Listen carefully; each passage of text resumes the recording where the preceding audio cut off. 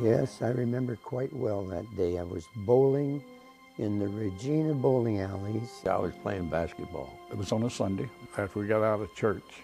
Suddenly someone came running in with the news, so we turned on the radio. And they're talking about the bombing at Pearl Harbor. That was the end of the basketball game. I mean, everything quit. I'm like everybody else. My first impression was, You know, where's Pearl Harbor? War is a terrible way to settle disagreements between nations. But when principles are involved and diplomacy fails, sometimes force is required. And in World War II, that was the case. The Army is now accepting men from every branch of of course, the next day a number of my friends were down enlisting, and most of us couldn't wait to get in. We were very patriotic. Some were volunteering, some were drafted. Said, yes, I want to go. The Marines. A spectacular display of America's ever-growing armed might. I enlisted as an aviation cadet, Army aviation cadet. I was in the 531st Infantry Regiment. I was a heavy equipment operator. I volunteered to be an aerial gunner.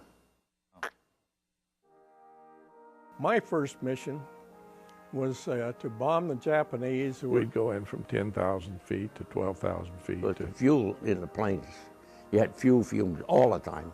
And they had fighters above, fighters below, fighters on both sides. Well, I looked up at the beautiful clouds admiring them, and all of a sudden there were black spots up there, puffs of black.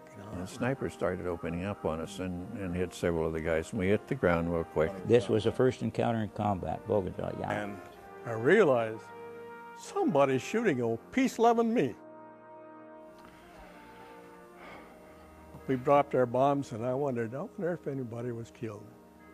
But that was the last time those thoughts ever came into my mind.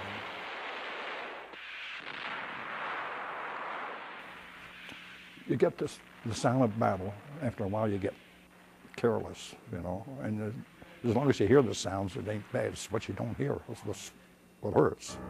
It's a real difficult job to go from being a member of the Army and the country is at war to becoming a warrior. 26 days of battle.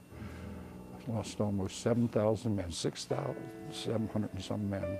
They were sending over a lot of kamikazes, and it went in, and that killed quite a few. Yes, I'll tell you what it was. I killed a man, and I knew it.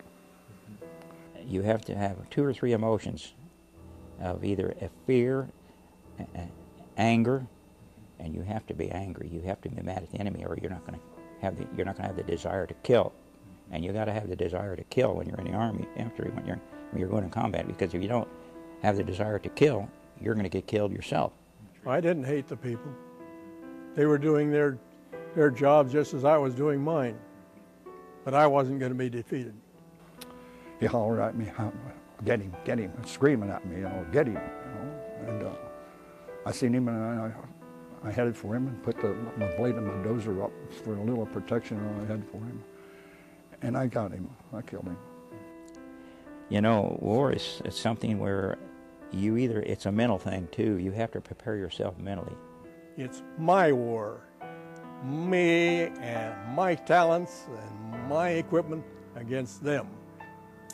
And once you make that transition, you're better off. Feel very humble. Very humble. I'm just lucky that I'm here. And I say, by the grace of the Lord, I'm here. People, killing people, is a very serious business. The principles must be upheld, but it's costly. It not only costs the people who are involved, but everyone around them, everyone in the country. And sometimes it goes through many generations. And I have to tell you, war is a very serious undertaking.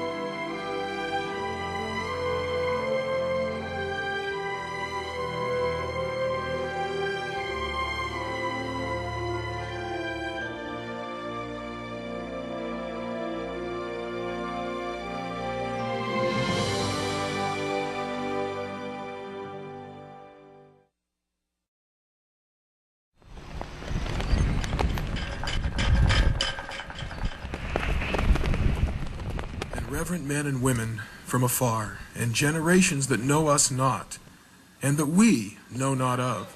Heart drawn to see still there. Oh, say does that star-spangled as a beacon for freedom in the world. Thank you for those with whom we live, who uphold those principles and those ideals, and for those who have lived some portion of their lives, whether more briefly, whether as a career, in service to their country.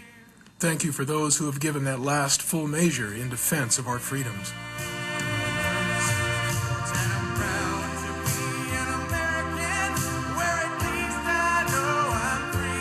What is called for? To go even beyond, and to give ultimately up to life itself. Fire! Fire! Fire!